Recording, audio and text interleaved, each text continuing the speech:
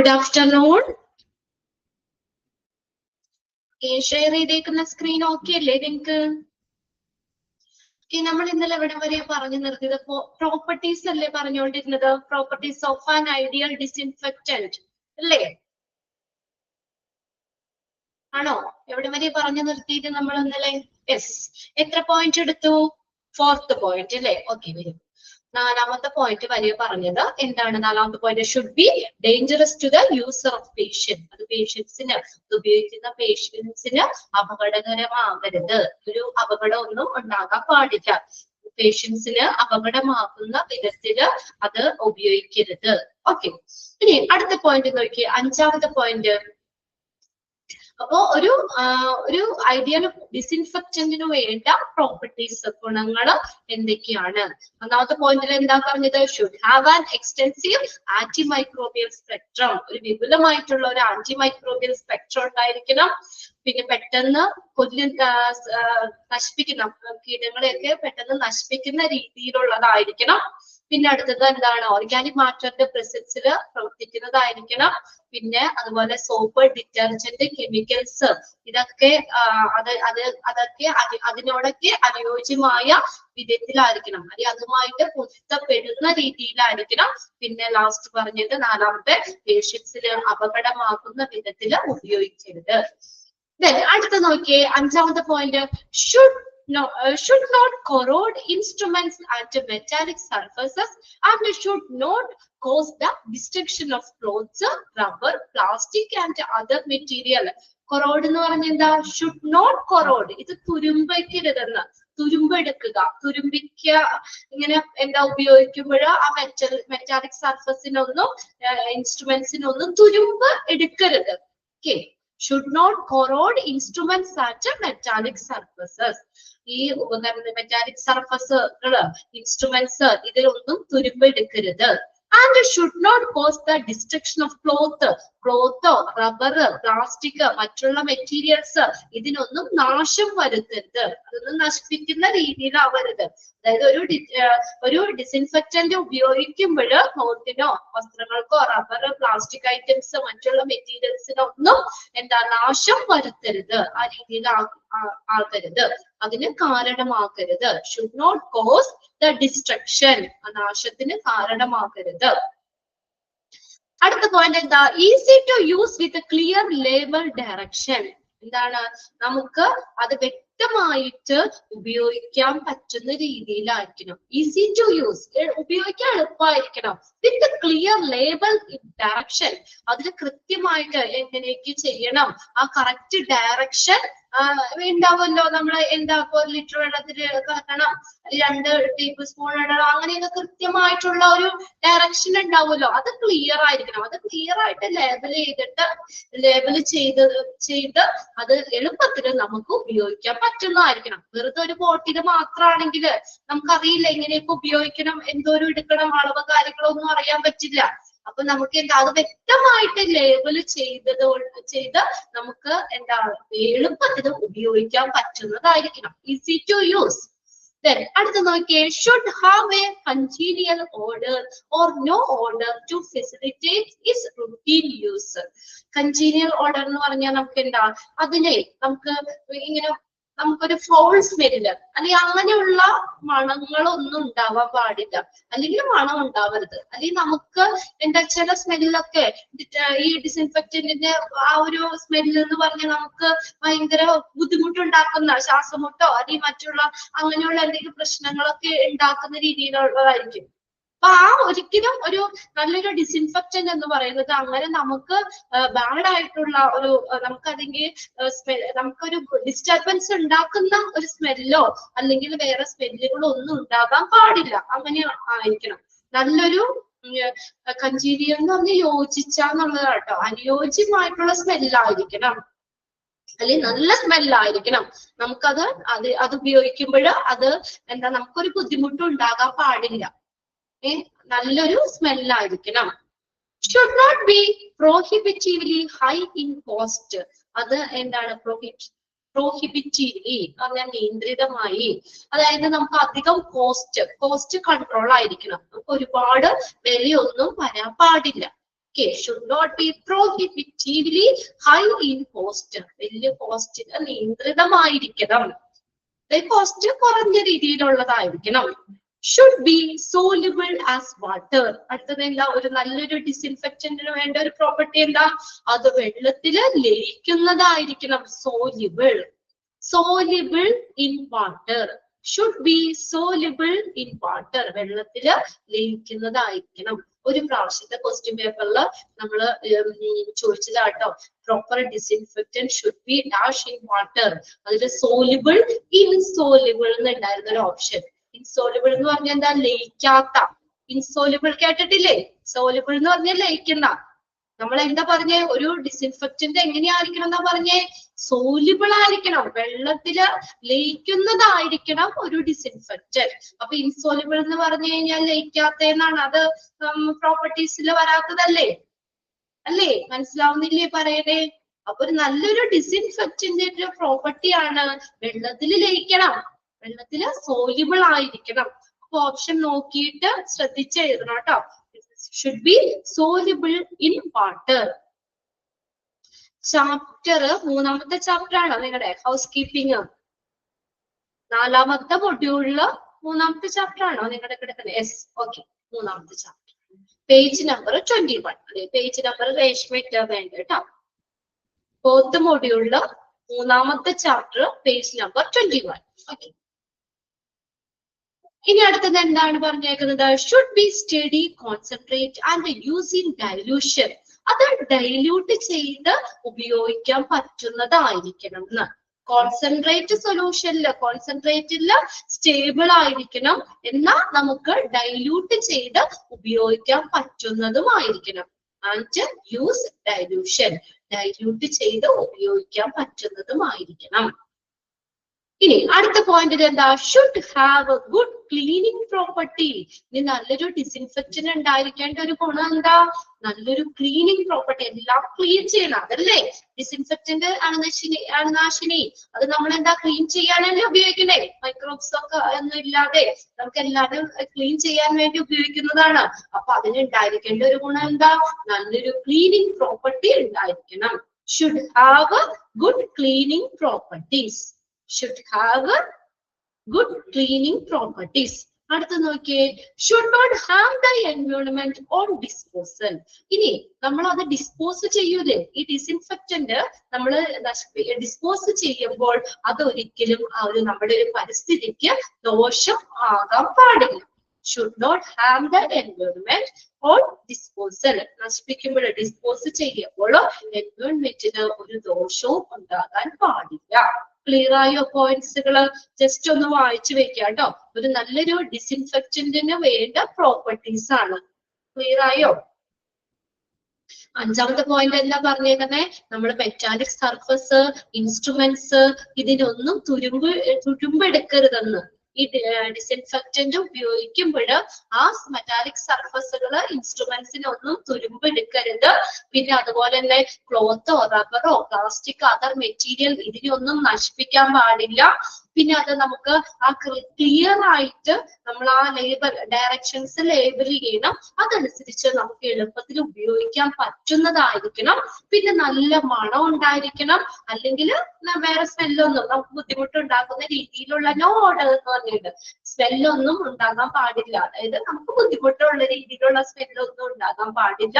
അല്ലെങ്കിൽ നല്ല നമുക്ക് ഫേവറബിൾ ആയിട്ടുള്ള നമുക്ക് നല്ലൊരു സ്മെല്ലായിരിക്കണം. പിന്നെ അടുത്തെന്ന് വെച്ചാൽ കോസ്റ്റ് നിയന്ത്രിതമായിരിക്കണം, വാട്ടറിൽ ലയിക്കുന്നതായിരിക്കണം. Should be soluble as water, വെള്ളത്തിൽ ലയിക്കുന്നതായിരിക്കണം. പിന്നെ കോൺസെൻട്രേറ്റ് സ്റ്റഡി ആയിരിക്കണം, എന്നാൽ ഡൈല്യൂട്ട് ചെയ്ത് ഉപയോഗിക്കാൻ പറ്റുന്നതായിരിക്കണം. പിന്നെ നല്ലൊരു ക്ലീനിങ് പ്രോപ്പർട്ടീസ് ഉണ്ടായിരിക്കണം. പിന്നെ അത് ഡിസ്പോസ് ചെയ്യുമ്പോൾ നമ്മുടെ പരിസ്ഥിതിക്ക് വേറെ ദോഷമൊന്നും ഉണ്ടാകാൻ പാടില്ല. ക്ലിയർ ആണോ പോയിന്റ്സ്? ഞാൻ ഒന്നുകൂടി പറയുമ്പോൾ നിങ്ങളൊന്ന് തറവാക്കുക കേട്ടോ. നിങ്ങൾക്ക് ആ പോയിന്റ്സ് കിട്ടിയോ എന്നുള്ളത് വീണ്ടും റിപ്പീറ്റ് ചെയ്യുമ്പോഴും ഒന്ന് നോക്കുക. ക്ലിയർ അല്ല എല്ലാവർക്കും? അപ്പൊ പ്രോപ്പർട്ടീസ്, ഡിസിൻഫെക്റ്റന്റിന്റെ പ്രോപ്പർട്ടീസിൽ ഇൻക്ലൂഡ് ചെയ്യുന്നത് ഏതെന്നോ അല്ലെങ്കിൽ ഇൻക്ലൂഡ് ചെയ്യാത്തത് ഏതെന്നോ ഒക്കെ ചോദിക്കാം. ജസ്റ്റ് ഒന്ന് വായിച്ചു വെച്ചേക്കാം പോയിന്റ്സ്. ഇനി ഒരു ഹൗസ് കീപ്പിംഗ് സർവീസ് നേരിടുന്ന ചലഞ്ചസ്, വെല്ലുവിളികൾ എന്തൊക്കെയാണെന്നാണ് നോക്കുന്നത്. ചലഞ്ചസ് അതും ജസ്റ്റ് ഒന്ന് നോക്കി വെച്ചാൽ മതി നിങ്ങൾ. എന്തൊക്കെയാണ് ഒരു ഹൗസ് കീപ്പിംഗ് സർവീസ് നേരിടുന്ന വെല്ലുവിളികൾ? Consider as low priority activity. എന്തായിട്ടാണ് കൺസിഡർ ചെയ്യുന്നത്? കുറഞ്ഞ മുൻഗണനാ പ്രവർത്തനമായി കണക്കാക്കുന്നു. Consider as low priority activity. കുറഞ്ഞ മുൻഗണന. ഹൗസ് കീപ്പിംഗ് സർവീസ് എല്ലാം വളരെ ഇമ്പോർട്ടന്റ് ആണ്. ഹോസ്പിറ്റലിൽ നമ്മൾ ക്ലീനിങ് കാര്യങ്ങൾ ഇമ്പോർട്ടന്റ് ആണ് അല്ലെ, ഇൻഫെക്ഷനെ കൺട്രോൾ ചെയ്യാൻ, നല്ല ക്വാളിറ്റി സർവീസ് പ്രൊവൈഡ് ചെയ്യാനൊക്കെ. പക്ഷെ എങ്കിലും ഹൗസ് കീപ്പിംഗ് എന്ന് പറഞ്ഞു കഴിഞ്ഞാൽ എന്താ, അതിന് മുൻഗണന കുറവാണ്. കുറഞ്ഞ ഒരു മുൻഗണനയുള്ള പ്രവർത്തനമായിട്ടാണ് കണക്കാക്കപ്പെടുന്നത്. അടുത്ത നോക്കിയ ഫിനാൻഷ്യൽ കൺസ്ട്രെയിൻസ്, സാമ്പത്തിക പരിമിതികള്, നിയന്ത്രണങ്ങൾ അല്ലെങ്കിൽ പരിമിതികള്, ഫിനാൻഷ്യൽ കൺസ്ട്രെയിൻസ്. അടുത്ത് നോക്കിയ മാൻ പവർ ഷോർട്ടേജ്. ഇത് ചെയ്യാൻ ഹൗസ് കീപ്പിംഗ് സർവീസ് അതിന് വേണ്ടിയിട്ടുള്ള മാൻ പവർ, സ്റ്റാഫിന്റെ കുറവ്, മാൻ പവർ ഷോർട്ടേജ്. പിന്നെ അടുത്തത് നോക്കിയേ അൺവില്ലിംഗ് സൂപ്പർവിഷൻ, വില്ലിംഗ് അല്ലാത്ത, ഇഷ്ടമില്ലാത്ത മേൽനോട്ടം. അൺവില്ലിംഗ് സൂപ്പർവിഷൻ, അൺവില്ലിംഗ്, വില്ലിംഗ് അല്ല, അൺവില്ലിംഗ് ആണ് സൂപ്പർവിഷൻ, ഇഷ്ടമില്ലാത്ത മേൽനോട്ടം. അടുത്ത് നോക്കിയേ ലാക്ക് ഓഫ് അവയർനെസ്. ഈ അവയർനെസ് എന്തിനാണ്? ഹൗസ് കീപ്പിംഗ്, അതിന്റെ ഇമ്പോർട്ടൻസ് എന്താണ് എന്നുള്ള ഒരു അവയർനെസ്, അവബോധം അല്ലെ, അതിന്റെ കുറവ്. ലാക്ക് ഓഫ് അവയർനെസ്, അവയർനെസ് കുറവ്. പിന്നെ അടുത്ത് കോൺഫ്ലിക്ട്സ് ആൻഡ് ഇന്ററപ്ഷൻസ്. കോൺഫ്ലിക്റ്റ് എന്ന് പറഞ്ഞാൽ സംഘർഷങ്ങളും, സംഘർഷങ്ങളും തടസ്സങ്ങളും, സംഘർഷങ്ങളും തടസ്സങ്ങളും. കോൺഫ്ലിക്ട്സ് ആൻഡ് ഇന്ററപ്ഷൻസ്, സംഘർഷങ്ങളും തടസ്സങ്ങളും.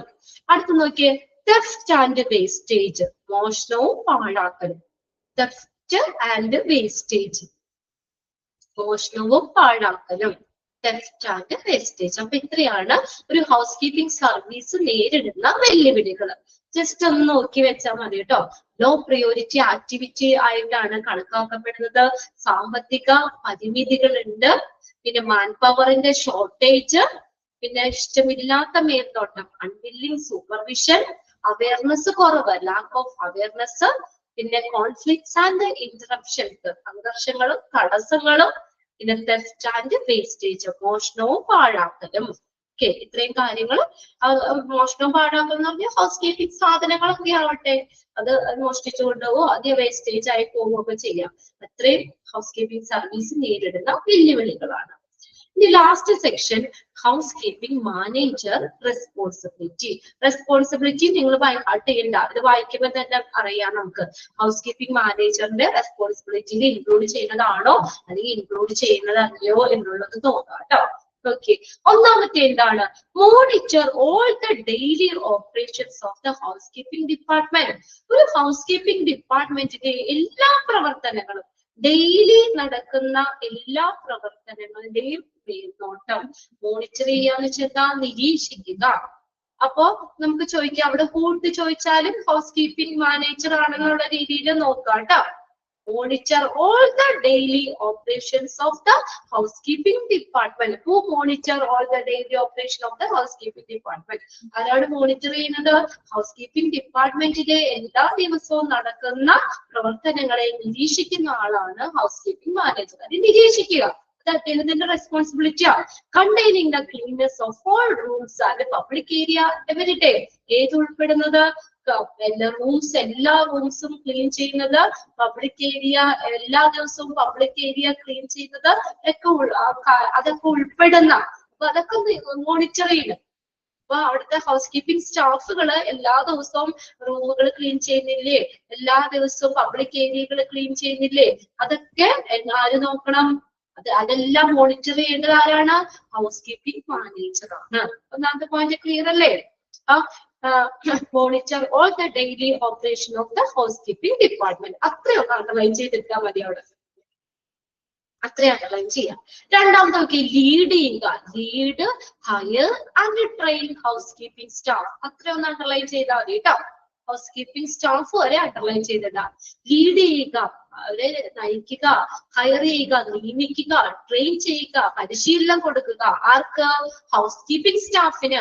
ഹൗസ് കീപ്പിംഗ് സ്റ്റാഫിന് വേണ്ട പരിശീലനം ചെയ്യിക്കുക, അവരെ നിയമിക്കുക, അവരെ ലീഡ് ചെയ്യുക.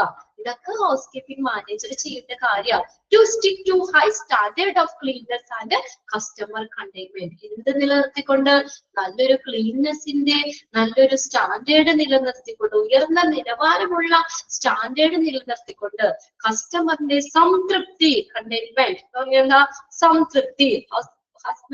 ഈ നമ്മുടെ കസ്റ്റമേഴ്സിന്റെ സംതൃപ്തി അത് നിലനിർത്തിക്കൊണ്ട്, നല്ലൊരു ഹൈ സ്റ്റാൻഡേർഡ് ഓഫ് ക്ലീൻനെസ് അത് നിലനിർത്തിക്കൊണ്ട്, ഈ സ്റ്റാഫ് അത് നിലനിർത്താനായിട്ട്, അല്ലെങ്കിൽ ആ രീതിയിൽ അത് നിലനിർത്താനായിട്ട് സ്റ്റാഫുകൾക്ക് വേണ്ട ട്രെയിനിങ് കൊടുക്കുക, അവരെ നിയമിക്കുക, അവരെ ലീഡ് ചെയ്യുക. അത്രയും അണ്ടർലൈൻ ചെയ്താൽ മതി കേട്ടോ. Lead, hire and train house keeping staff. ഞാൻ സിമ്പിൾ ആക്കി തന്നെയാ കേട്ടോ, ഫുള്ള് സെന്റൻസ് വരച്ച് വരെ നോക്കണ്ട, അത്രയും നോക്കാം. പിന്നെ അടുത്ത് നോക്കിയ മൂന്നാമത്തെ, supervise the house keeping department budget. Supervise ചെയ്യാന്ന് വെച്ചാൽ മേൽനോട്ടം വഹിക്കുക. ഹൗസ് കീപ്പിംഗ് ഡിപ്പാർട്ട്മെന്റിന്റെ ബഡ്ജറ്റ്, എത്ര വരുമാനം വരുന്നുണ്ട്, ബഡ്ജറ്റ്.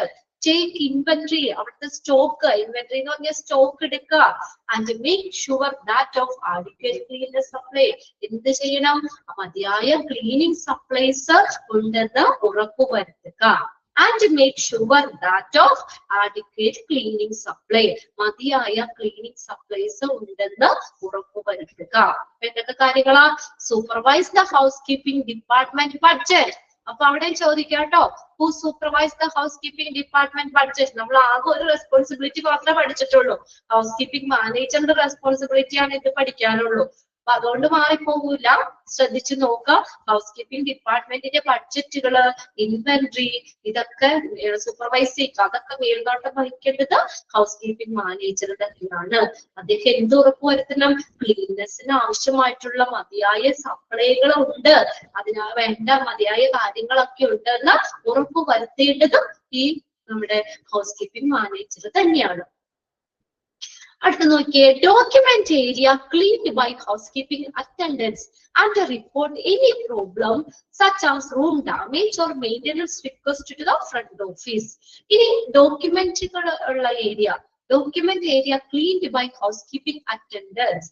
ഹൗസ് കീപ്പിംഗ് അറ്റൻഡന്റ്മാരാല് ക്ലീൻ ആക്കിയിട്ടുള്ള ഡോക്യുമെന്റ് ഏരിയകള്, ഡോക്യുമെന്റ്സ് ഒക്കെ ഹൗസ് കീപ്പിംഗ് ഡിപ്പാർട്ട്മെന്റില് ഡോക്യുമെന്റ്സുകളൊക്കെ വെക്കുന്ന ഏരിയകള്, അവിടെയൊക്കെ എന്തെങ്കിലും പ്രശ്നങ്ങൾ, അതിന്റെ റിപ്പോർട്ട് എനി പ്രോബ്ലം, ഇനി എന്തെങ്കിലും പ്രശ്നങ്ങളോ കാര്യങ്ങളോ ഒക്കെ അവിടെ റിപ്പോർട്ട് ചെയ്യുകയാണെങ്കിൽ, അതായത് സച്ചാസ് റൂം ഡാമേജ്, റൂമിൽ എന്തെങ്കിലും പ്രശ്നങ്ങൾ ഉണ്ടാവാം, അല്ലെങ്കിൽ മെയിൻ്റെനൻസ് റിക്വസ്റ്റ്, എന്തെങ്കിലും മെയിൻ്റെനൻസ് അഭ്യർത്ഥനകൾ ഉണ്ടാവാം, അങ്ങനെയൊക്കെയുള്ള എന്തെങ്കിലും പ്രശ്നങ്ങൾ റിപ്പോർട്ട് ചെയ്യുകയാണെങ്കിൽ എവിടേക്ക് അറിയിക്കണം?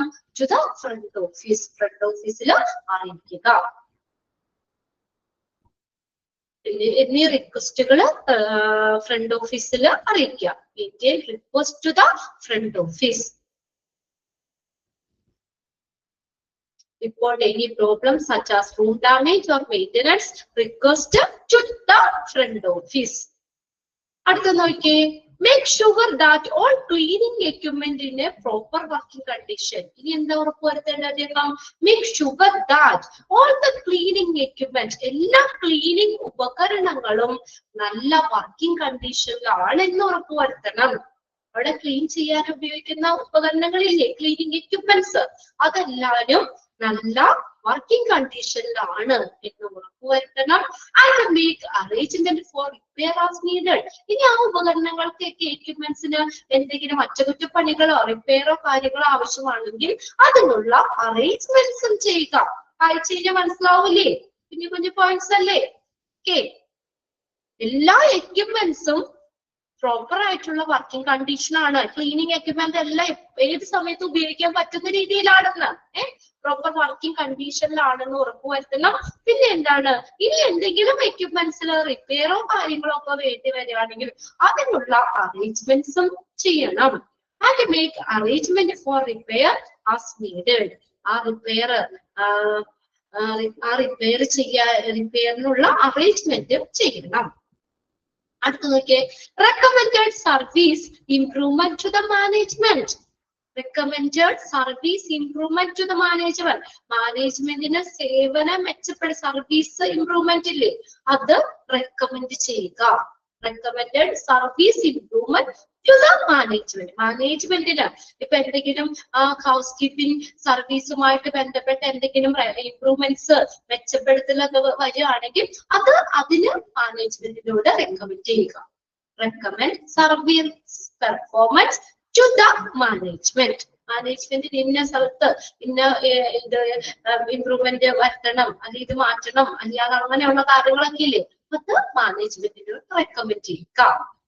അടുത്ത നോക്കിയേ, make sure that compliances with the safety and sanitation policies. Compliance എന്ന് പറഞ്ഞാൽ പാലിക്കുക എന്നുള്ളത് കേട്ടോ. എന്ത് ഉറപ്പുവരുത്തണം അദ്ദേഹം? സേഫ്റ്റി സാനിറ്റേഷൻ പോളിസികള് ഹോസ്പിറ്റല് പാലിക്കുന്നുണ്ടെന്ന് ഉറപ്പുവരുത്തണം. ഹോസ്പിറ്റലിന്റെ തോന്നിയാസത്തിന് അത് ചെയ്യാൻ പറ്റൂല അല്ലെ, അവിടെ കറക്റ്റ് സേഫ്റ്റി സാനിറ്റേഷൻ പോളിസികളുണ്ട് ഹോസ്പിറ്റലില്. സാനിറ്റേഷൻ സേഫ്റ്റി പോളിസികളുണ്ട്, നയങ്ങളുണ്ട്, അത് ഹോസ്പിറ്റലിൽ പാലിക്കുന്നുണ്ട്. അത് അവർക്ക് ഇഷ്ടം പോലെ ചെയ്യാൻ പറ്റൂല. അത് കറക്റ്റ് ആയിട്ട് ആ സാനിറ്റേഷൻ സേഫ്റ്റി പോളിസികൾ ഹോസ്പിറ്റൽ പാലിക്കുന്നുണ്ടെന്ന് ഉറപ്പുവരുത്തണം. അടുത്ത് നോക്കിയേ, establish standards and procedure for work.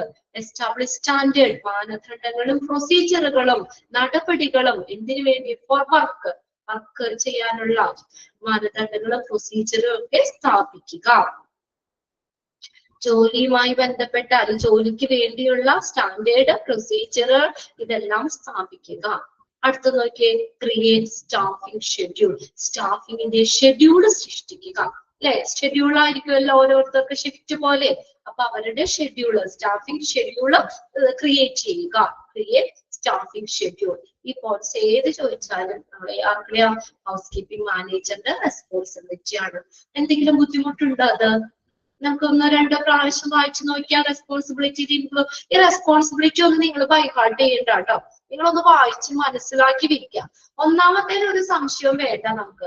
House keeping ഡിപ്പാർട്ട്മെന്റിലെ എല്ലാ പ്രവർത്തനങ്ങളും നിരീക്ഷിക്കുക. ഓക്കെ, ഹൗസ് കീപ്പിംഗ് മാനേജറിന്റെ റെസ്പോൺസിബിലിറ്റി. പിന്നെ അടുത്തത് എന്താണ്? ഈ ക്ലീൻനെസ്സുമായിട്ട് ഹൗസ് കീപ്പ്, അത് രണ്ടാമത്തെ പോയിന്റിലും ക്ലിയർ ആണ്.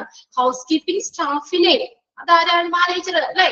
അവരെ ട്രെയിൻ ചെയ്യിക്കുക, അവരെ നിയമിക്കുക, അവർക്ക് വേണ്ട ലീഡർഷിപ്പ് അല്ലെ, നേതൃത്വം ലീഡ് ചെയ്യുക, അവരെ ലീഡ് ചെയ്യുക. മൂന്നാമത്തെ പോയിന്റ് ക്ലിയർ ആണ്, supervise the house keeping department budget. House keeping department എന്ന് കാണുമ്പോൾ തന്നെ അറിയാലോ, സംശയം വേണ്ടല്ലോ. Supervise the house keeping department budget. House keeping ഡിപ്പാർട്ട്മെന്റിന്റെ ബഡ്ജറ്റ്, ഇൻവെന്ററി ഇതൊക്കെ മേൽനോട്ടം വഹിക്കുക. പിന്നെ അടുത്ത് നോക്കിയേ, അടുത്ത പോയിന്റിലും വ്യത്യാസം ഇതില്ല, ബുദ്ധിമുട്ടില്ല കേട്ടോ. Document area cleaned by house keeping attendance and report any problem or damage such as room damage, maintenance request, അങ്ങനെയൊക്കെ എന്തെങ്കിലും പ്രോബ്ലം അവര് ശ്രദ്ധയിൽപ്പെടുകയാണെങ്കിൽ അത് ഉടനെ ഇങ്ങോട്ടേക്ക് ഫ്രണ്ട് ഓഫീസിലൊക്കെ റിക്വസ്റ്റ് അതിനുള്ള ഇത് കൊടുക്കുക, റിക്വസ്റ്റ് കൊടുക്കുക. പിന്നെ എല്ലാ എക്യുപ്മെന്റ്സും പ്രോപ്പർ ആയിട്ടുള്ള വർക്കിംഗ് കണ്ടീഷൻ ആണ്. ക്ലീനിങ് എക്യുപ്മെന്റ് എന്ന് പറയുമ്പോൾ തന്നെ ഹൗസ് കീപ്പിംഗ് ആയിട്ട് റിലേറ്റ് ചെയ്ത് ഓർക്കാലോ അല്ലെ. എല്ലാ ക്ലീനിങ് എക്യുപ്മെന്റ്സും എന്താണ്? പ്രോപ്പർ വർക്കിംഗ് കണ്ടീഷനിലാണെന്ന് ഉറപ്പുവരുത്തുക. ഈ എന്തെങ്കിലും തകരാറുകളോ കാര്യങ്ങളോ ഒക്കെ ഉണ്ടെങ്കിൽ എന്ത് ചെയ്യണം? അതിന് റിപ്പയർ ചെയ്യാനുള്ള അറേഞ്ച്മെന്റ്സ് കൊടുക്കുക. അടുത്ത നോക്കിയേ, ഈ നമുക്ക് ഈ ഹൗസ് കീപ്പിംഗ് സർവീസുമായി ബന്ധപ്പെട്ട് എന്തെങ്കിലും ഇംപ്രൂവ്മെന്റ്സുകൾ വരുത്തണമെങ്കിൽ എന്താണ്? അത് മാനേജ്മെന്റിന് റെക്കമെൻഡ് ചെയ്യുക. പിന്നെ സേഫ്റ്റി സാനിറ്റേഷൻ പ്രോട്ടോകോൾ ഹോസ്പിറ്റൽ പാലിക്കുന്നുണ്ടെന്ന് ഉറപ്പുവരുത്തുക. പിന്നെ വർക്കില് അവരുടെ ഹൗസ് കീപ്പിംഗ് സർവീസ് അവരുടെ വർക്കില് സ്റ്റാൻഡേർഡ് പ്രൊസീജിയർ ഇതൊക്കെ സ്ഥാപിക്കുക. പിന്നെ സ്റ്റാഫിന്റെ ഷെഡ്യൂള് ക്രിയേറ്റ് ചെയ്യുക. ഓക്കെ, ഒന്നോ രണ്ടോ പ്രാവശ്യം ഒന്ന് വായിച്ചു വെക്കുക കേട്ടോ. ക്രിയേറ്റ് സ്റ്റാഫിംഗ് ഷെഡ്യൂൾ ഓപ്ഷൻസ് ഉണ്ടാവും. അപ്പോ നമുക്കത് നോക്കിയിട്ട് ഇൻക്ലൂഡ് ചെയ്യുന്നതാണോ ഇൻക്ലൂഡ് ചെയ്യാത്തതാണോ എന്ന് നോക്കാം. ഓക്കെ, ഒന്നാമത്തെ സെന്റൻസ് ഒന്ന് അണ്ടർലൈൻ ചെയ്ത് വെച്ചോട്ടോ. അതൊരു ക്വസ്റ്റ്യൻ പേപ്പറിൽ കണ്ടിട്ടുണ്ട്, അതാണ് ഞാൻ പ്രത്യേകം എടുത്ത് പറയുന്നത്. Who monitor all the daily operation of the house keeping department. അതാണ് ഹൗസ് കീപ്പിംഗ് മാനേജർ ആണ്, മാനേജർ. ഓക്കെ, ഇനി അപ്പൊ നമ്മുടെ ആ ഒരു ചാപ്റ്റർ തീർന്നു, ഹൗസ് കീപ്പിംഗ് സർവീസ്. ഇനി നമുക്കുള്ള ഒരു ചാപ്റ്റർ എന്ന് പറഞ്ഞാൽ മെഡിക്കൽ ഇൻഷുറൻസ് ആണ്. പോർഷൻസ് ഒക്കെ തീരാറായില്ലേ? ക്ലാസ് ഒക്കെ നമ്മുടെ കഴിയാറായില്ലേ? ഇനി അധികം പോർഷൻസ് ഒന്നും ഇല്ലല്ലോ, എല്ലാവർക്കും കുറച്ചേ ഉള്ളൂ അല്ലെ? ഒരു ഒന്നര ചാപ്റ്റർ 2 ചാപ്റ്റർ ഒക്കെ ജസ്റ്റ് അത്രയേ ഉള്ളൂ നമുക്ക്. ഇനി നമുക്കുള്ള ഒരു ചാപ്റ്റർ കൂടി ഉള്ളൂ, മെഡിക്കൽ ഇൻഷുറൻസ്. നമ്മൾ അന്ന് എടുക്കാന്ന് വിചാരിച്ചതാണ്, പക്ഷെ ഞാനപ്പോ എന്നൊരു ചെറിയ ചാപ്റ്റർ കൂടി ഉണ്ടായിരുന്നു, കാരണം അതുകൂടി തീർത്തിട്ട് ഇത് കുറച്ചൊക്കെ ഡീറ്റെയിൽ ആയിട്ട് നമുക്ക് പറയാലോ. ഏതാണ് മെഡിക്കൽ ഹൗസ് കീപ്പിംഗ് എളുപ്പമുള്ളതാ, അത് വായിച്ചാൽ തന്നെ മനസ്സിലാവും. ഇനി അടുത്തതാണ് അടുത്ത ചാപ്റ്റർ, ഒന്നാമത്തെ ചാപ്റ്റർ ആണ് കേട്ടോ. മൊഡ്യൂൾ 4-ലെ ഒന്നാമത്തെ chapter medical insurance. Page number എത്രയാണ്? 1. ടെക്സ്റ്റിൽ ഒന്നാമത്തെ പേജാണ്. ഓക്കെ, അടുത്ത് തന്നെയാണ്. ടെക്സ്റ്റിന്റെ ആദ്യം ടെക്സ്റ്റ് മൊത്തം പഠിച്ച് തീരാറായി അല്ലേ? നമ്മൾ 4th മൊഡ്യൂളിലെ ഒന്നാമത്തെ വിസ്മയ ഫസീല കേട്ടിട്ടുണ്ട്. Okay, medical insurance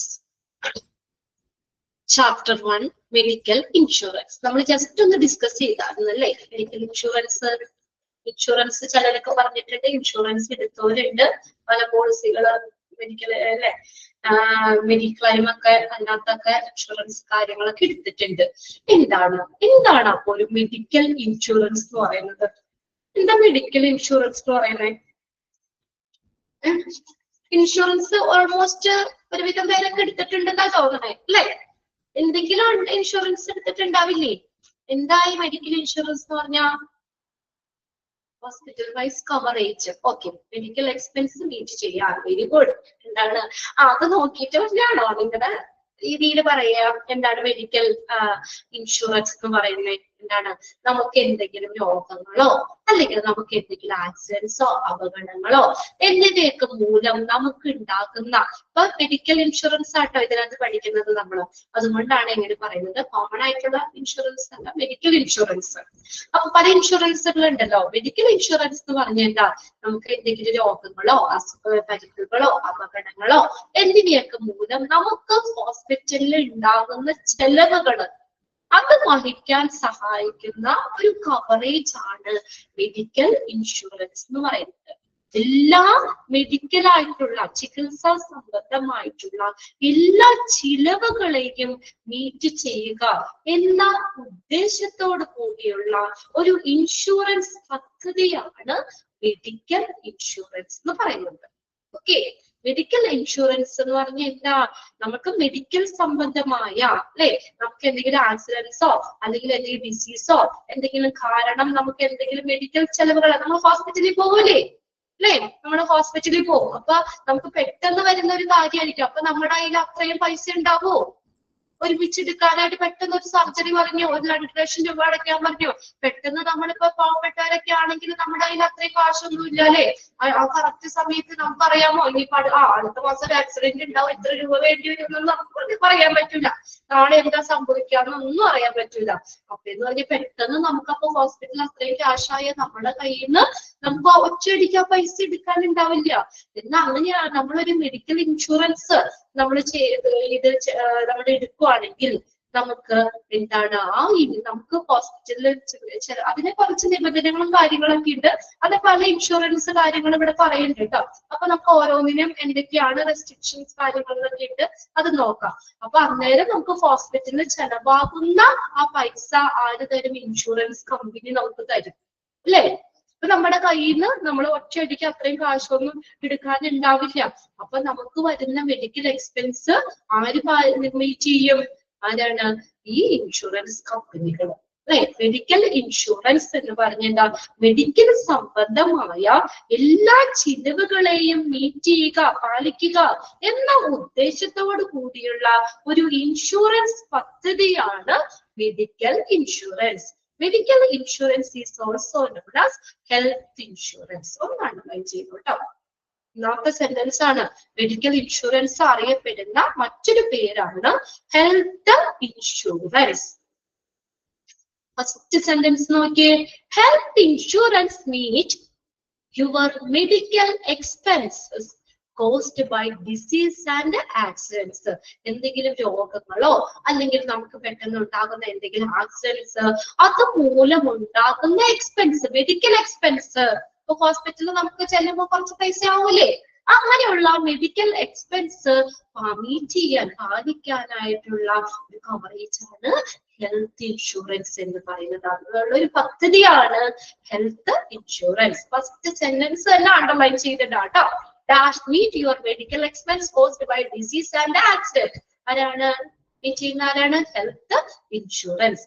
medical insurance meet your medical expense caused by disease and accident. Clear ആയോ?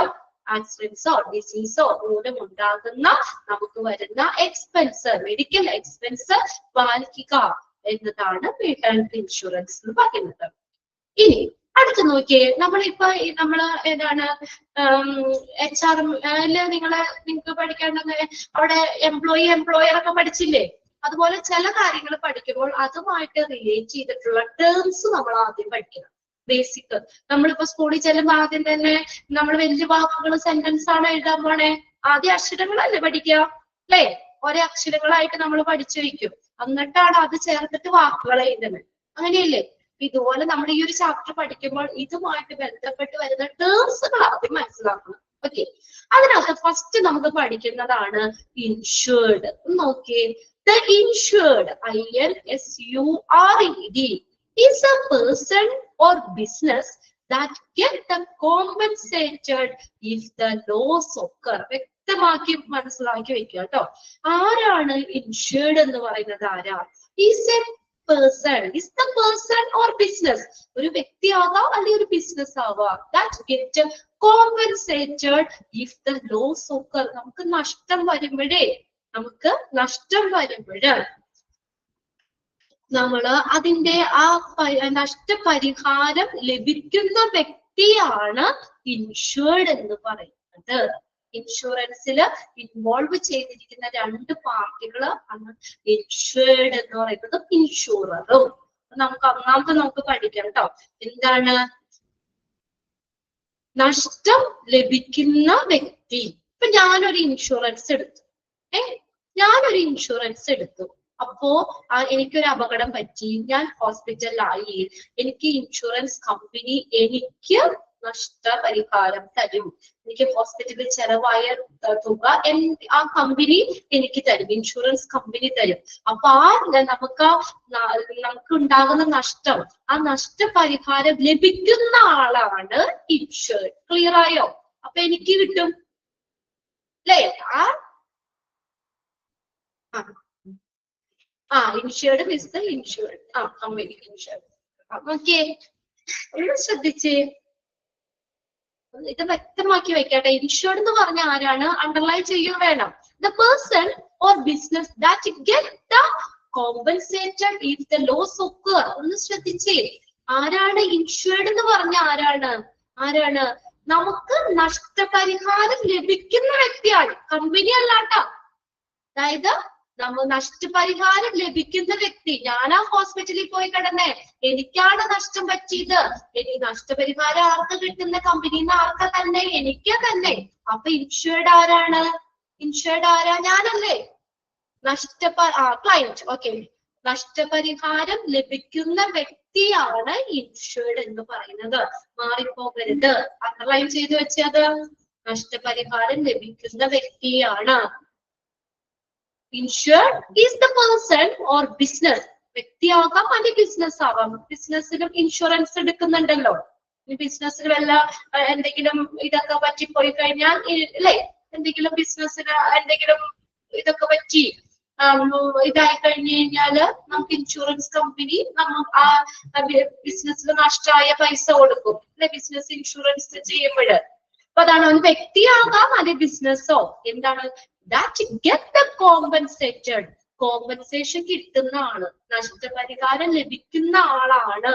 എന്തെങ്കിലും നമുക്ക് നഷ്ടം സംഭവിക്കുമ്പോൾ ആ നഷ്ടപരിഹാരം ലഭിക്കുന്ന ആളാണ് ആര്? ഇൻഷുർഡ്. ക്ലിയർ ആയോ എല്ലാവർക്കും? ഇൻഷുർഡ്. ഇനി നോക്കിയേ, അടുത്തൊരു വേർഡാണ് ഇൻഷൂറർ. INSURER. ഇൻഷൂറർ എന്ന് പറഞ്ഞ ആരാണ്? is the company. കമ്പനിയാണ് insurer. that agree to pay the compensation. Compensation തരാമെന്ന് സമ്മതിക്കുന്ന, എഗ്രി ചെയ്യുന്ന കമ്പനിയാണ് ഇൻഷൂറർ. ക്ലിയർ ആയോ? ഇൻഷുറർ ആരാണ്? Is the company that agree to pay the compensation. Compensation തരാമെന്ന്, കോമ്പൻസേഷൻ പേ ചെയ്യാമെന്ന് എഗ്രി ചെയ്യുന്ന കമ്പനിയാണ് ഇൻഷുറർ. ഓക്കെ, ക്ലിയർ ആയോ? ഇപ്പൊ ദൃശ്യ ഇൻഷുറൻസ് കമ്പനിയിൽ നിൽക്കുകയാണ്. ഞാന് ദൃശ്യയുടെ കമ്പനിയുടെ അല്ലെങ്കിൽ ഇൻഷുറൻസ് ഞാൻ എടുത്തു. എനിക്കൊരു അപകടം പറ്റി, ഞാൻ ഹോസ്പിറ്റലായി. ദൃശ്യയുടെ ആ ഇൻഷുറൻസ് കമ്പനി എനിക്ക് പൈസ തരികയാണ് അല്ലെ? അപ്പൊ ആരാണ് ഇൻഷുർഡ്? ആരാ? ഞാനല്ലേ, എനിക്കല്ലേ തന്നെ അല്ലെ? പൈസ തന്നെ ആളാണ്, പൈസ എനിക്കാണ് ലഭിക്കുന്നത്, നഷ്ടപരിഹാരം എനിക്കാണ് തരേണ്ടത്. അത് നേടുന്ന വ്യക്തിയാണ് ഇൻഷുർഡ്. ഇൻഷുറർ ആരായിരിക്കും അപ്പൊ അവിടെ? തന്നതാരാ? ദൃശ്യാണ് അല്ലെ? ആ, ദൃശ്യ. ക്ലിയർ അല്ലേ അവിടെ? Okay, okay. 3 സെന്റൻസും എക്സാമിന് ചോദിക്കും, ഏതെങ്കിലും ഒക്കെ ചോദിക്കാറുണ്ട്. ഒന്നാമത്തെ dash meet your expense. Clear അല്ലേ ആ സെന്റൻസ്? രണ്ടാമത്തെ ചോദിക്കാം the person or business that get compensated if the loss occur. ആരാണ് person? Insured.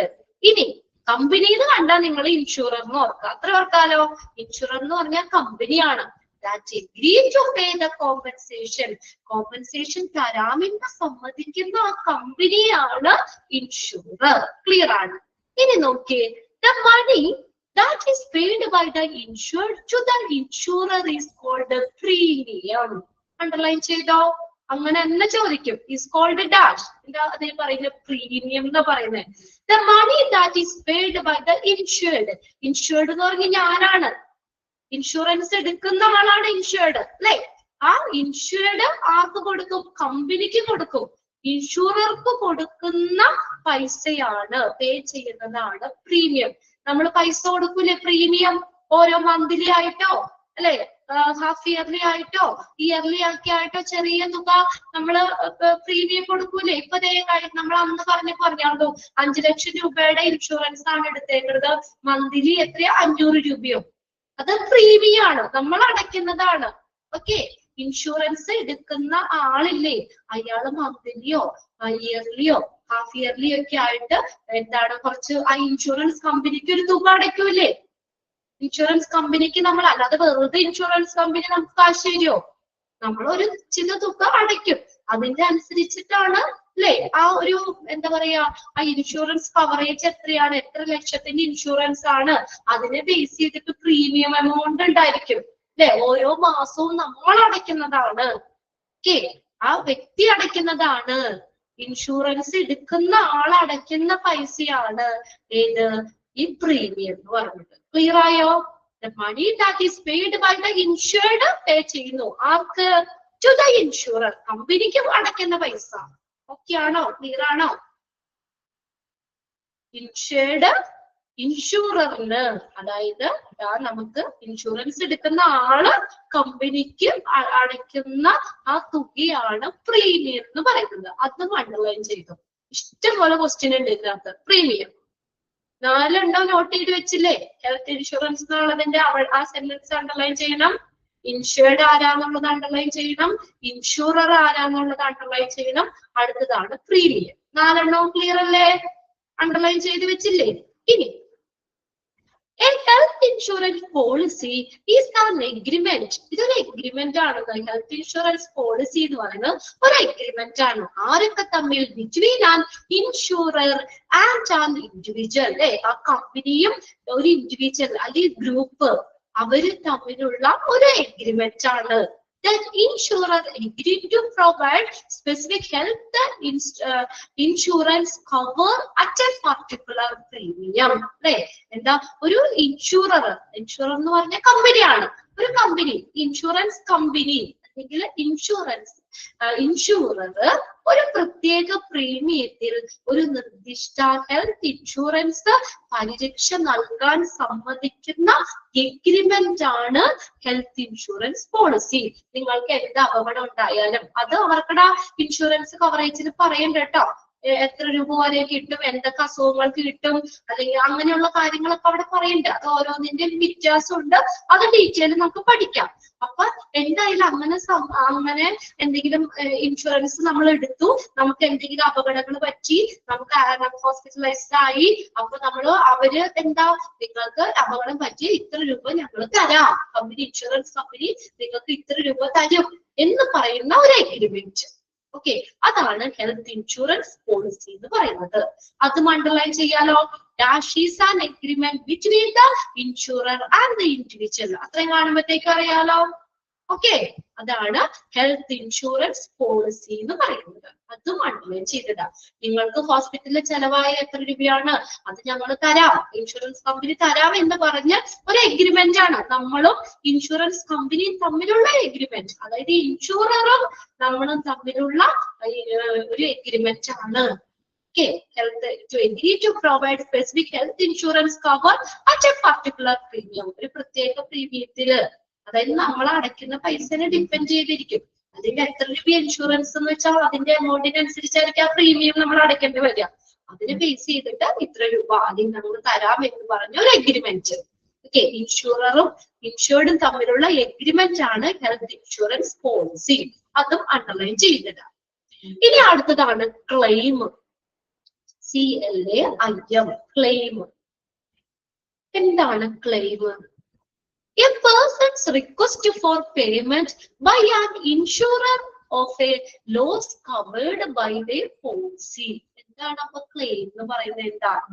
അതായത് നമ്മൾ ഒരു പോളിസി പ്രകാരം നമുക്ക് ഉണ്ടായ നഷ്ടം, ഇൻഷുർഡിന് ഉണ്ടായ നഷ്ടം, ഇൻഷുറൻസ് എടുത്ത ആള് ഇൻഷുർഡിന് ഉണ്ടായ ഒരു നഷ്ടം, ആ നഷ്ടത്തിൽ നിന്ന് നഷ്ടം വരുമ്പോൾ ഇൻഷുറർ, അതായത് കമ്പനി, ആ കമ്പനിയിൽ നിന്ന് പണം നൽകണം എന്ന് പറയുന്ന ഒരു റിക്വസ്റ്റ് ആണ് ക്ലെയിം എന്ന് പറയുന്നത്.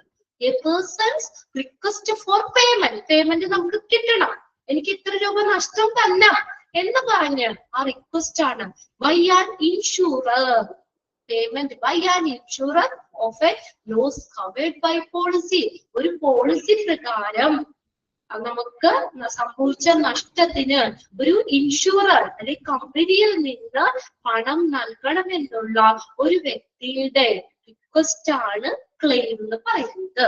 അതായത് ഇച്ചിരി കൂടി ഇതായിട്ട് പറയാം, നമുക്ക് എന്തെങ്കിലും അസുഖമോ അല്ലെങ്കിൽ ആക്സിഡൻസോ മൂലം ഞാൻ ഹോസ്പിറ്റലായി എന്ന് വിചാരിക്കാം, ഞാൻ ഹോസ്പിറ്റലൈസ്ഡ് ആയി. അപ്പോ ഹോസ്പിറ്റലിൽ കിടക്കുമ്പോൾ ഒരുപാട് മെഡിക്കൽ എക്സ്പെൻസ് വരും. അപ്പൊ എന്താണ്, ഈ എനിക്ക് ഇങ്ങനെ അപകടം പറ്റി അല്ലെങ്കിൽ ഇത്ര രൂപ ചെലവായി, നമ്മൾ ആ കറക്റ്റ് അതിന്റെ ബില്ലും കാര്യങ്ങളൊക്കെ എല്ലാം റെഡി ആക്കുമല്ലോ, ആ എന്നുള്ള കാര്യം. അപ്പൊ ആ പോളിസിയിൽ നമുക്ക് പോളിസി എടുത്തിട്ടുണ്ടല്ലോ, നമ്മൾ ഇൻഷുറൻസ് എടുത്തിട്ടുണ്ട്. അപ്പൊ പോളിസിയിൽ എനിക്ക് ഉണ്ടാകുന്ന നഷ്ടം എനിക്ക് തരണം എന്ന് പറഞ്ഞുള്ള ഒരു വ്യക്തിയുടെ റിക്വസ്റ്റ്, അതാണ് ക്ലെയിം എന്ന് പറയുന്നത്. CLAIM, claim. അതാണ് ക്ലെയിം. ഓക്കെ, അതും അണ്ടർലൈൻ ചെയ്ത് വെച്ചേ. Claim, a person's request for payment by an insurer of a loss covered by a policy. Okay, നമ്മുടെ റിക്വസ്റ്റ് ആണ് ക്ലെയിം എന്ന് പറയുന്നത്. ഇനി ക്ലെയിം നമുക്ക് ഇവിടെ നോക്കി, ഫസ്റ്റ് പാർട്ടി ക്ലെയിം ഉണ്ട്, കേട്ടിട്ടുണ്ടാവുമല്ലോ നിങ്ങൾ. ഫസ്റ്റ് പാർട്ടി ക്ലെയിം എന്ന് പറഞ്ഞാൽ first party claim. In the first party claim made to your own insurance company. നമ്മുടെ സ്വന്തം, നമ്മുടെ ഇൻഷുറൻസ് കമ്പനി നമുക്ക് തരുന്ന പൈസ, അതാണ് claim. Claim made to your own insurance company. ഇപ്പൊ ഞാൻ ഇൻഷുറൻസ് എടുത്തു, എനിക്ക് അപകടം പറ്റിക്കഴിഞ്ഞാൽ എന്റെ ഇൻഷുറൻസ് കമ്പനി നേരിട്ട് എനിക്ക് പൈസ തരും അല്ലെ? അതാണ് ഫസ്റ്റ് പാർട്ടി ക്ലെയിം എന്ന് പറയുന്നത്. First party claim. നമ്മള് നമ്മുടെ ഇൻഷുറൻസ് കമ്പനി നടത്തുന്ന ക്ലെയിം, നമ്മുടെ ഇൻഷുറൻസ് കമ്പനിയോട് നമ്മൾ നടത്തുന്ന ക്ലെയിമിനെയാണ് ഫസ്റ്റ് പാർട്ടി ക്ലെയിം എന്ന് പറയുന്നത്. നിങ്ങളുടെ ഇൻഷുറൻസ് കമ്പനി, ആ കമ്പനിയോട് തന്നെ നടത്തുന്ന ക്ലെയിം ആണ് first party claim. Claim made to your own insurance company. Your own insurance company, first party claim. Clear ആയോ? ഞാനിപ്പോ ഒരു വണ്ടി ഓടിച്ച് പോകാണ്, എവിടെയെങ്കിലും വീണിട്ട് എനിക്ക് എന്തെങ്കിലും അപകടം പറ്റി, ഞാൻ ഇൻഷുറൻസ് കമ്പനീനെ അറിയിക്കും, എനിക്ക് അപകടം പറ്റി, ഞാൻ ഹോസ്പിറ്റലിലാണ്, ഇത്ര രൂപ എനിക്ക് ഇങ്ങനെ ഇത് വന്നു എന്നൊക്കെ പറഞ്ഞ് ഞാന് ആ ഇൻഷുറൻസ് കമ്പനീനെ അടയ്ക്കുമ്പോൾ എനിക്ക് വന്ന ചെലവ് ആര് നോക്കിക്കോളും? എനിക്ക് ആ ഹോസ്പിറ്റലിൽ കൊടുത്ത കാശ് ആര് തരും? ഇൻഷുറൻസ് കമ്പനി തരും. നമ്മളും ഇൻഷുറൻസ് കമ്പനി തമ്മിൽ നേരിട്ടുള്ളതാണ്. അതാണ് ഫസ്റ്റ് പാർട്ടി ക്ലെയിം എന്ന് പറയുന്നത്. ആ സെന്റൻസ് അതുപോലെ തന്നെ അണ്ടർലൈൻ ചെയ്തിടാം. Claims made to your own insurance company. Clear ആയോ? ഫസ്റ്റ് പാർട്ടി ക്ലെയിം നമ്മളും ഇൻഷുറൻസ് കമ്പനി. എനിക്ക് എന്തെങ്കിലും അപകടം പറ്റിയാൽ എന്താ, എന്റെ ആ ഇൻഷുറൻസ് കമ്പനി എനിക്ക് പൈസ തരും. ഓക്കെ, ഇനി അടുത്തതാണ് third party claim. Third party claim. Okay, claims made by one person against another person's company. ഒരു വ്യക്തി വേറൊരാൾക്കടെ ആ ഇൻഷുറൻസ് കമ്പനിക്ക് എതിരായിട്ട് അതിനെ ക്ലെയിം ചെയ്യുന്നതാണ്. Claim made by one person against another person's company. ാണ്. നമ്മള് വാഹനമൊക്കെ എടുക്കുമ്പോൾ മിക്കവാറും തേർഡ് പാർട്ടി ക്ലെയിം ഉണ്ടോന്നായിരിക്കും. അല്ലെങ്കിൽ തേർഡ് പാർട്ടി ക്ലെയിം ചെയ്തിട്ടായിരിക്കും നമുക്ക് ഈ മിക്കവാറും ടൂ വീലർ വണ്ടികളൊക്കെ ചെയ്യുന്നത്. കൂടുതലായിട്ട് വെഹിക്കിൾസ് ഒക്കെ ഉപയോഗിക്കുന്നവർക്കാണ് ഈ നമ്മുടെ തേർഡ് പാർട്ടി ക്ലെയിം പറയുന്നത്. അതായത് ഇൻഷുറൻസ് പദ്ധതി ചേരുമ്പോൾ തന്നെ വണ്ടി ഇൻഷുറൻസ് ചെയ്യുമ്പോൾ നമ്മൾ തേർഡ് പാർട്ടി ക്ലെയിമും കൂടി ഇൻഷുറൻസ് ചെയ്യുമ്പോൾ അതിൽ ഉൾപ്പെടുത്തിയിട്ടുണ്ടാവും. അതായത് നമുക്ക് എന്താണ്, വണ്ടിയുടെ ഓണർമാര് അത് നമുക്ക് ആ വണ്ടി മേടിക്കുമ്പോൾ തന്നെ ആ ക്ലെയിം കൂടി നമുക്ക് തരും. അതായത് ഞാനിപ്പോ വണ്ടി ഓടിച്ച് പോവുകയാണ്, എന്റെ വണ്ടി കൊണ്ടുവന്ന് ആരാണ്, ശ്രീലക്ഷ്മി വരെയായിരുന്നു, ശ്രീലക്ഷ്മിനെ ഇടിച്ചു. അപ്പൊ എനിക്കും അപകടം പറ്റി, അവിടെ ശ്രീലക്ഷ്മിക്കും അപകടം പറ്റി. മനസ്സിലായോ? അപ്പൊ രണ്ടു പേർക്കും ആര് കമ്പനി തന്നെ ക്ലെയിം തരേണ്ടി വരും. അങ്ങനെ വരുമ്പോൾ ശ്രീലക്ഷ്മിക്കും കൂടി വന്ന ആ പൈസയില്ലേ, അത് ആ ശ്രീലക്ഷ്മിക്ക് ഞാൻ മൂലം എന്റെ വണ്ടി ഇടിച്ചിട്ടാണ് ശ്രീലക്ഷ്മിക്ക് അപകടം പറ്റിയത് അല്ലെ. അപ്പൊ എന്റെ വണ്ടി ഇടിച്ചത് മൂലം ശ്രീലക്ഷ്മിക്ക് ഉണ്ടായ ഒരു അപകടം, അപ്പൊ അതിന് ശ്രീലക്ഷ്മിക്ക് വരുന്ന ആ ചെലവ് അത് ആര് വഹിക്കേണ്ടി വരും? എന്റെ ഇൻഷുറൻസ് കമ്പനി അടയ്ക്കേണ്ടി വരും. മനസ്സിലായോ? അതാണ് തേർഡ് പാർട്ടി ക്ലെയിം എന്ന് പറയുന്നത്. അങ്ങനെ വരുമ്പോ ആ ആൾക്കും കൂടി നമ്മുടെ ഇൻഷുറൻസ് കമ്പനി പൈസ കൊടുക്കേണ്ടി വരും, ക്ലെയിം കൊടുക്കേണ്ടി വരും. മറ്റൊരാളുടെ, ഇവിടെ എന്താ പറഞ്ഞേക്കുന്നേ, മറ്റൊരാളുടെ ഇൻഷുറൻസ് കമ്പനിയോട് ഒരാൾ നടത്തുന്ന ക്ലെയിം തേർഡ് പാർട്ടിയാണ് അവിടെ. ഇപ്പൊ എന്റെ ഇൻഷുറൻസ് കമ്പനിയാണ്, അതിനോട് ആ ക്ലെയിം ചോദിക്കാം ശ്രീലക്ഷ്മിക്ക്. മനസ്സിലായോ? അല്ലാതെ ശ്രീലക്ഷ്മി നേരെ ആ കമ്പനി ഇൻഷുറൻസ് കമ്പനിയിൽ ഇൻഷുറൻസ് എടുത്തിട്ടില്ല അല്ലെ. ശ്രീലക്ഷ്മി നേരിട്ട് അവിടെ ഇൻഷുറൻസ് എടുത്തിട്ടില്ല. പക്ഷെ ഞാന് എന്റെ വണ്ടിയിൽ തേർഡ് പാർട്ടി ക്ലെയിം ഉണ്ട്. ഞാൻ വന്ന് ശ്രീലക്ഷ്മിനെ ഇടിച്ചു കഴിഞ്ഞാൽ ശ്രീലക്ഷ്മിക്ക് എന്തെങ്കിലും അപകടം പറ്റിക്കഴിഞ്ഞാല് ആ ശ്രീലക്ഷ്മിക്ക് വരുന്ന നഷ്ടം ആര് തരേണ്ടി വരും? ആര് തരേണ്ടി വരും? എന്റെ ഇൻഷുറൻസ് കമ്പനി തരേണ്ടി വരും.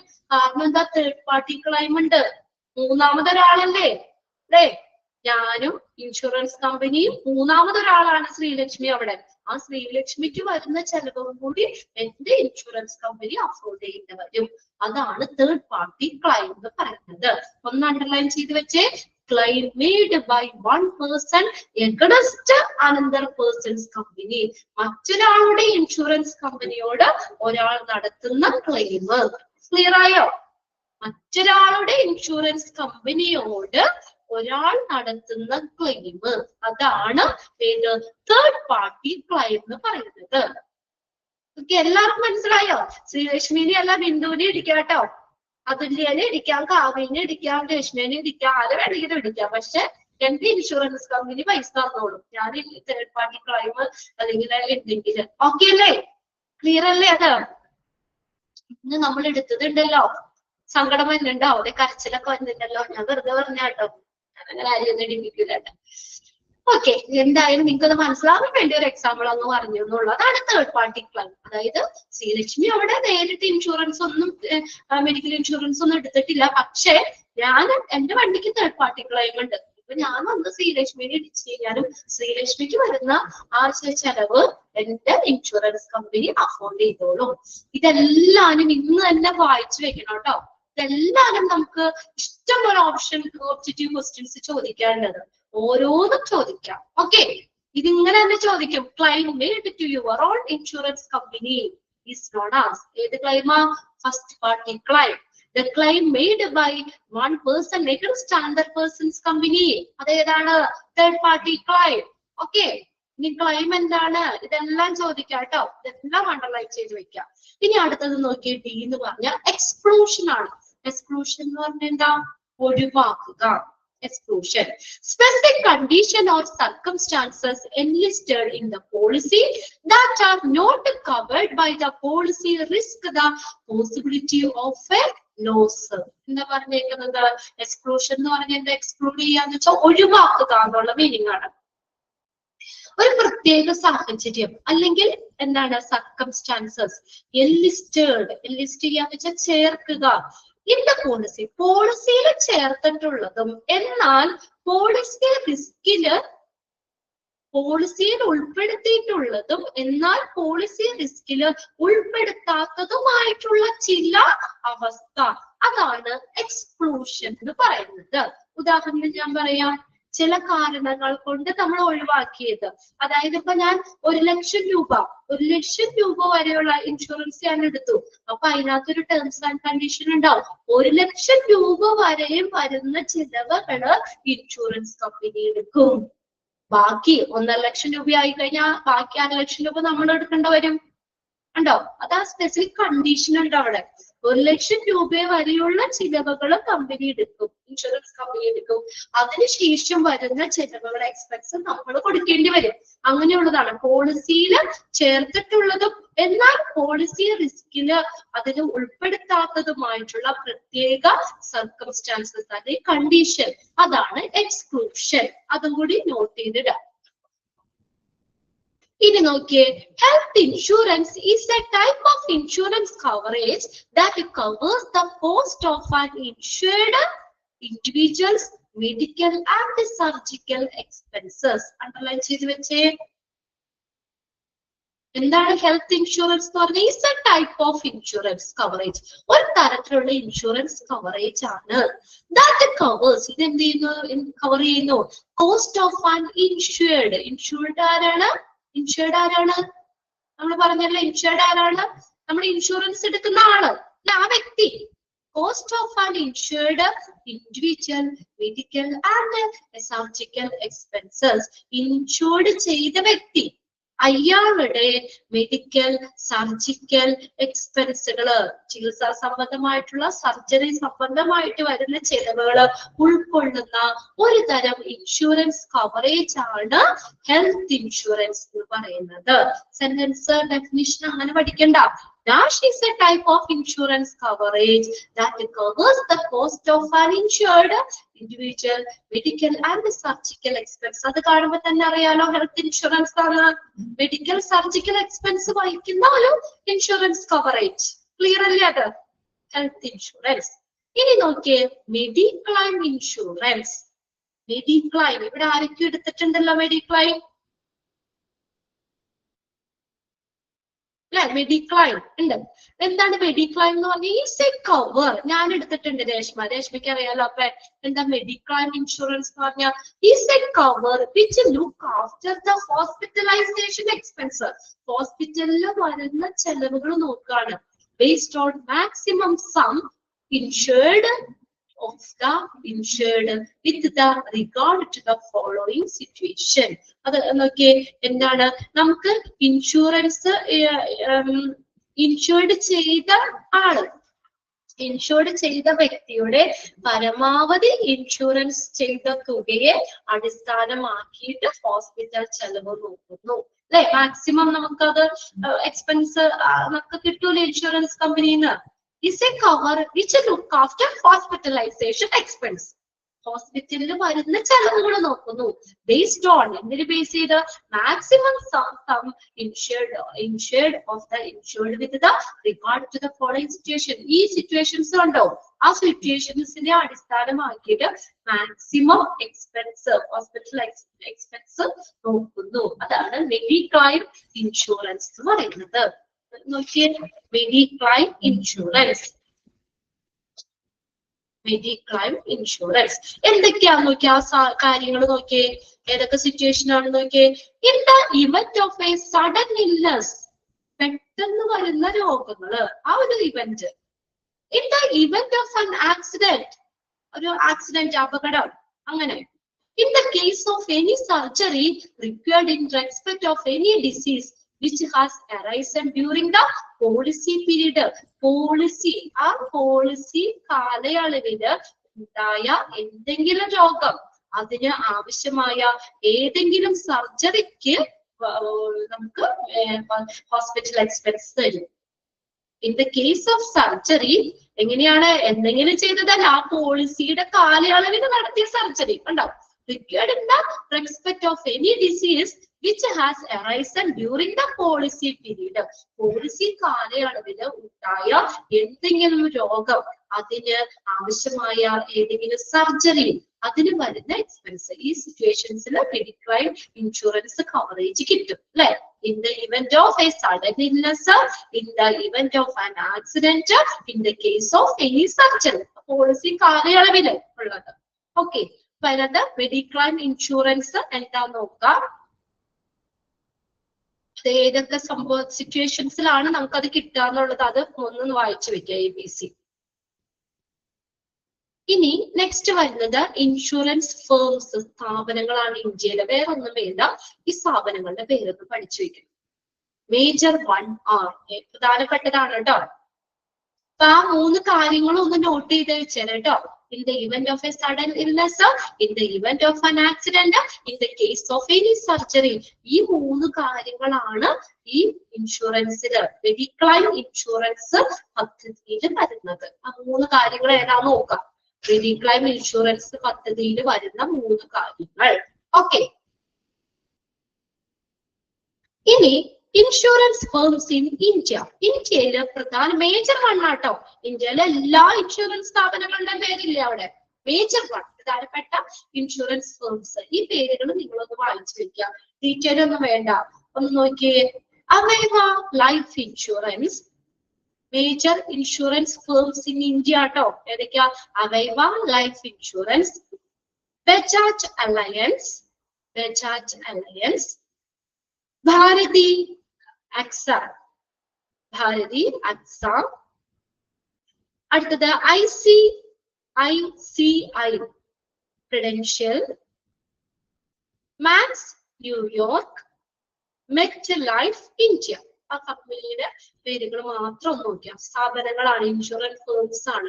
Major insurance firms in India: Aviva Life Insurance, Bajaj Allianz, Bharti AXA, ICICI Prudential, Max New York, Met Life India. Okay, clear അല്ലേ? അത്രയും കാര്യങ്ങള്. ബാക്കിയിട്ട് നമുക്ക് അടുത്ത ക്ലാസ്സിൽ നോക്കാം കേട്ടോ. ഇതിന് ഇന്ന് തന്നെ വായിച്ചു വെക്കണം. എല്ലാരും ചോദിക്കും, എല്ലാരും നമുക്ക് 1 വേർഡ് ചോദിക്കാൻ പറ്റുന്ന കാര്യങ്ങളാണ്. ഹെൽത്ത് ഇൻഷുറൻസ് എന്താണ്? ഇൻഷുർഡ് ആരാണ്? ഇൻഷുറർ ആരാണ്? പ്രീമിയം എന്താണ്? ഹെൽത്ത് ഇൻഷുറൻസ് പോളിസി എന്ന് പറഞ്ഞ എന്താണ്? ക്ലെയിം എന്താണ്? ഫസ്റ്റ് പാർട്ടി ക്ലെയിം എന്താണ്? തേർഡ് പാർട്ടി ക്ലെയിം എന്താണ്? എക്സ്ക്ലൂഷൻ എന്ന് പറഞ്ഞ എന്താണ്?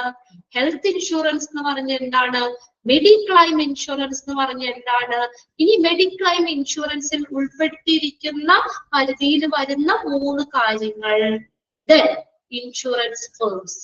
ഓക്കെ, ക്ലിയർ ആണോ? ഇത്രയും കാര്യങ്ങള് ഇനി എളുപ്പമുള്ളതാ കേട്ടോ. ആദ്യത്തെ മാത്രമേ ഉള്ളൂ. മെയിൻ വേർഡ്സുകൾ കിട്ടിക്കഴിഞ്ഞാൽ ഇനി ബാക്കിയൊക്കെ നമുക്ക് ഇതിന് എളുപ്പമുള്ള കാര്യങ്ങളോ. അത് നമുക്ക് നെക്സ്റ്റ് മൺഡേ ഉണ്ടല്ലോ, മൺഡേയിലേക്ക് നോക്കാം കേട്ടോ. Okay, by.